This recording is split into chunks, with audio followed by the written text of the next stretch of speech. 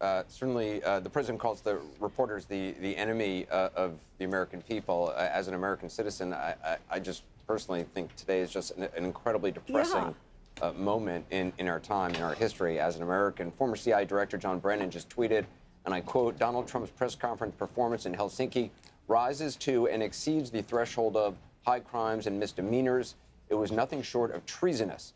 Not only were Trump's comments imbecilic, he is wholly in the pocket of Putin. Republican patriots, where are you?" And that is a very good question, is what are Republicans on Capitol Hill, a co-equal branch of government, what are they going to be saying about what we have just witnessed and heard today? Well, what's striking is that there's been this enormous flip-flop in Republican sentiment towards Vladimir Putin and towards Russia, taking their cues from Donald Trump. You've seen, of course, a dramatic change in opinion polling, and even in the behavior of Republicans on Capitol Hill who 1 year ago were willing to raise more concerns. Remember that the Senate voted 98-2 to oppose and to codify into law the sanctions against Russia when there were initial worries right after President Trump's inauguration that he might lift the sanctions on Russia. Basically, Congress did step in. Flash forward a year later, and I think we've heard remarkably little from Republicans. You saw Senator John McCain, an increasingly isolated voice in the Republican Party after those indictments on Friday. He was basically the only senior Republican elected official to come out and say President Trump should consider canceling the summit. But you know, it strikes me that President Trump actually just had the summit he wanted to have. This was his initiative. David Gergen, you think of, Ronald Reagan, Mr. Gorbachev, tear down that wall, saying to Gorbachev, trust but verify. There was, they're tossing a ball around to each other. There was absolutely no backbone publicly on the part of the President of the United States in the face of Vladimir Putin. No, the central drama, we said again and again coming into this summit, was whether the president was going to hold Putin accountable as a price for coming back on the international stage. And that was not only going to include the questions of the interference in our elections, the effort to steal the election, but it was going to include the Crimea. It was going to include what's going on in Syria. It was going to include the poisonings in London.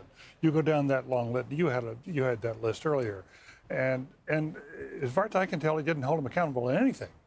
And there may be something I missed. Well, no, you haven't. Basically, on this accountability and what we've been talking about a lot, this sort of Me Tooism or moral relativism, when he was asked about the foolish tweet, he said he blamed the U.S. for being, our side for being foolish. He doubled down on that. He said, I hold both countries responsible. We're all to blame. We should have had this conversation a long time ago, which is a Donald Trump style. He did it after Charlottesville. He did it after a whole load of things. He's holding each side, including his own country, responsible for instance, the annexation of Crimea. The European Union is a foe. He calls Russia a competitor, a good competitor, and he means it as a compliment. The real question also, apart from what he's just done about the interference in the election, is what are the allies going to think now? Because they were hoping that at least the Hippocratic Oath would prevail and that you wouldn't see a weakening of this Western Front, but this is a week. Well, and not only that, it comes literally within days and hours of the annual NATO summit meeting, at which there was a very strongly worded statement,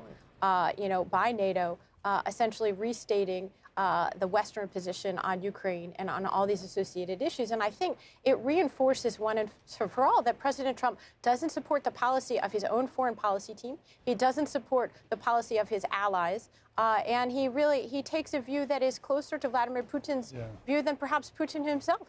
Let's just this is something the president said. Remember, he continually focuses on the idea that there's no collusion, which again the Mueller investigation is not over, but he continues to focus on that, and then but made no mention of actually or no confrontation with Putin about Russia's meddling in the election, nothing about the indictments, nothing supporting the U.S. intelligence community. When point blank asked, who does he believe, Vladimir Putin or the U.S. his own U.S. intelligence community, which is his intelligence community now?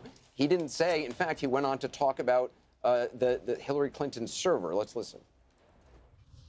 We have two thoughts. You have groups that are wondering why the FBI never took the server. Why haven't they taken the server?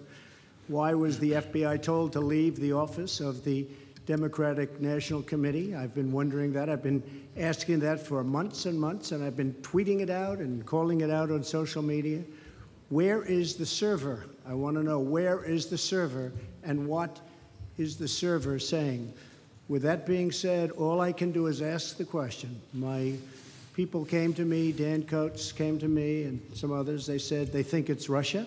I have President Putin. He just said it's not Russia. I will say this. I don't see any reason why it would be, but I really do want to see the server. But I have confidence in both parties.